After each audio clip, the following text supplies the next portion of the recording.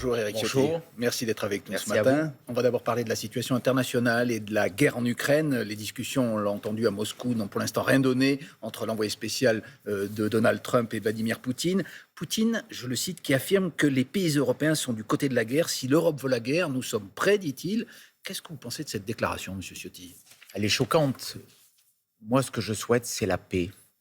Et tous les moyens pour obtenir cette paix, dans ce conflit qui a fait des centaines de milliers de victimes de part et d'autre, doit être activé. Tout ce qui peut amener la paix doit être activé. Ça impose pour les Européens de se réarmer aussi, de rompre avec une forme de naïveté historique, mais ça donne aussi de la voix à la négociation américaine qui, je l'espère, va avancer. Et il ne faut pas se limiter aussi, comme le fait le président Macron, dans une posture en permanence. Ce qui veut dire que sur ce sujet, vous ne lui apportez pas votre soutien. En tout cas, sa voix ne compte pas. Mais est-ce que ce n'est pas la voix de la France, quel que soit le président qui la représente ? Hélas, parce que la voix de la France, du fait de la faiblesse de la politique d'Emmanuel Macron, est aujourd'hui très affaiblie, voire décrédibilisée. Donc il faut redonner, c'est un enjeu aussi national, de la crédibilité à notre pays. Aujourd'hui, nous ne sommes pas dans cette négociation.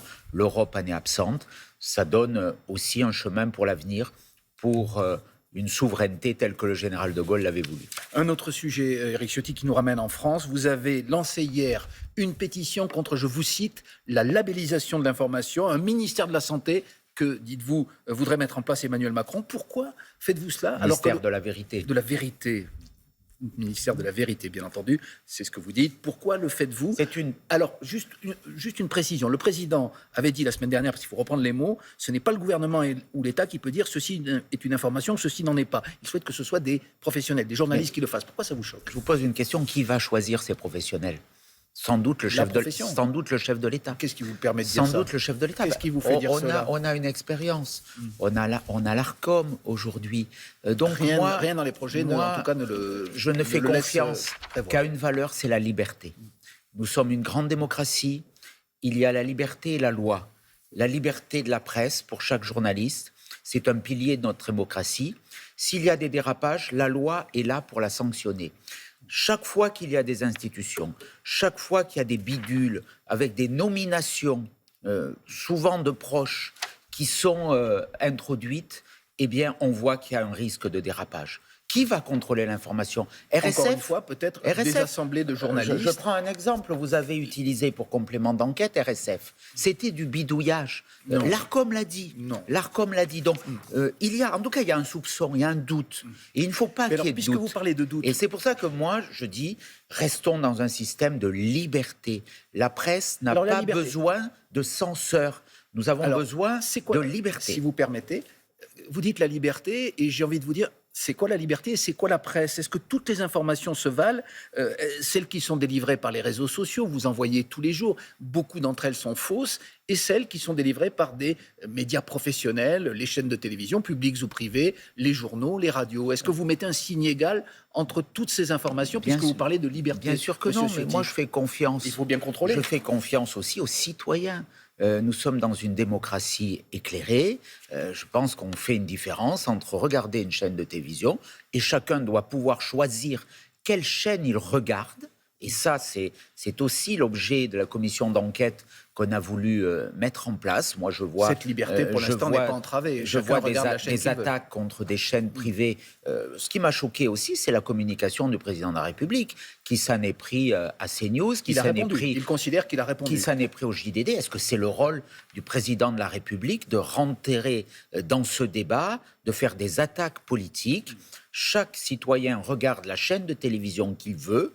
Chaque citoyen est contribuable et il attend du service public une forme d'indépendance. Voilà ce que nous disons à travers la commission d'enquête et ce que nous réclamons à travers la pétition qui a, vous le soulignez, recueilli déjà, à peu près ce matin, 40 000 signataires, ce qui est beaucoup en quelques heures. Un autre sujet, Éric Ciotti, le budget de la sécurité sociale, parce que vous êtes un député, ce budget de la Sécu qui semble assez mal engagé pour l'instant, puisque les propres amis du gouvernement, Édouard Philippe et ses députés, pourraient soit s'abstenir, soit ne pas le voter. Est-ce que vous, je devine la réponse, vous allez donner un quitus à ce budget. Sûrement pas, c'est un très mauvais budget. Pour quelle raison ? C'est un budget... Vous savez, on est face à un théâtre politicien aujourd'hui. Tout est négocié en coulisses entre M. Macron et M. Hollande, entre M. Lecornu et M. Faure. Mais parlons du fond, si vous voulez bien. Oui, Amélie de Montchalin, la ministre du Budget, précisait par exemple, je vous coupe un instant, il y a quelques minutes, que eh bien, si ce budget n'était pas voté, ça serait 3,4 milliards de moins pour l'hôpital. Tout ça, c'est du cinéma. C'est pas la vérité. Tout ça, c'est du cinéma. Il y a un accord qui fera que, quoi qu'il arrive, il y aura un texte et un mauvais texte dicté par le Parti socialiste. Et ce texte, il aboutira à affaiblir le pouvoir d'achat des retraités. Il va porter atteinte à la liberté médicale, à la liberté des praticiens. On s'attaque aux médecins. On parlait tout à l'heure de la liberté de la presse. Je soulignais l'attachement à la liberté. C'est pareil dans le domaine de la santé. La médecine libérale, c'est le pilier de notre système de santé. Aujourd'hui, il y a un mouvement de grève. Je rejoins ma ville tout à l'heure, Nice, pour participer à la manifestation des crédits pour des l'hôpital médecins aussi, vous les contestez. à 12 heures. Mais l'hôpital, il doit et il peut être géré différemment. Les dettes s'accumulent.